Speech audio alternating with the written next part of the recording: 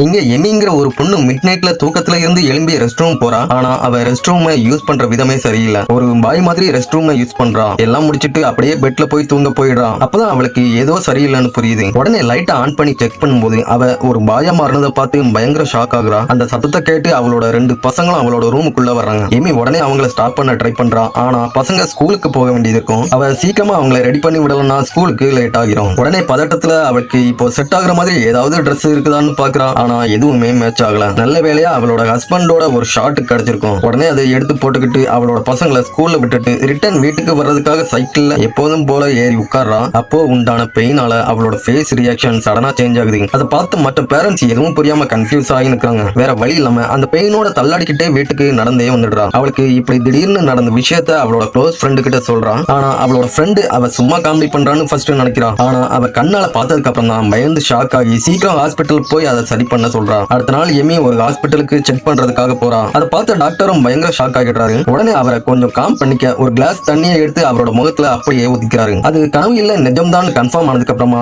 அவளோட தலையில இருந்து கால் வரைக்கும் எல்லா டெஸ்டையும் எடுக்கிறதுக்காக போறாரு. டெஸ்ட் எடுத்ததுக்கு அப்புறமா அவளோட பாடியில எந்த பிரச்சனையும் இல்லைன்னு சொல்லிடுறாரு. ஆனா எமி அந்த விஷயத்தை ஏத்துக்க முடியாம தயவு செஞ்சு ஆபரேஷன் பண்ணியாவது சரி பண்ணுங்கன்னு கேட்கிறா. ஆனா டாக்டர் ஆபரேஷன் பண்ணுனா அவளுக்கு வரப்போற ஆபத்துக்களை எக்ஸ்பிளைன் பண்ணி நிலைமை கைமீறி போயிருச்சு, இனிமே அதை ஏத்துக்க பழகிக்கோன்னு சொல்லி அவளை அனுப்பி வைக்கிறாரு. அதுக்கப்புறம் அவளுக்கு ஸ்டார்டிங்ல எல்லாம் நல்லா தான் போயிட்டு இருந்தது. ஆனா போக போக அவளோட ஃப்ரெண்டு கூட அவளுக்கு நெருக்கம் அதிகமாகுது. அவளோட இந்த மாற்றத்துக்கு அப்புறம் பெண்கள் மேல அவளுக்கு ஆர்வம் அதிகமாக ஆரம்பிக்குது. அவளோட டிரான்ஸ்பர்மேஷன் ஸ்பீடும் ரொம்ப அதிகமாகுது. அடுத்ததா ஒரு நாள் அவ ஒரு டெஸ்ட்டுக்காக ஹாஸ்பிட்டல் போகும்போது டாக்டர் அவகிட்ட அவளோட பாடியில ஈஸ்ட்ரோஜன் அளவு சுத்தமா குறைஞ்சிட்டதாவும் படிப்படியா அவ ஆணா மாறிட்டு இருக்கதாவும் சொல்றாரு. அவ பாக்குறதுக்கு இப்போ பொண்ணு மாதிரி இருந்தாலும் ஆணுக்கு இருக்கிற டேலண்ட்ஸ் எல்லாம் இப்போ அவகிட்ட இருக்குது. இதையெல்லாம் கேட்டதுக்கு அப்புறம் அவளுக்கு ஒரு புது உத்வேகம் பிறக்குது. இனிமே ஒரு ஆணாவே வாழ முடிவு பண்ணி தைரியமா அவளோட புது லைஃபை ஸ்டார்ட் பண்றா.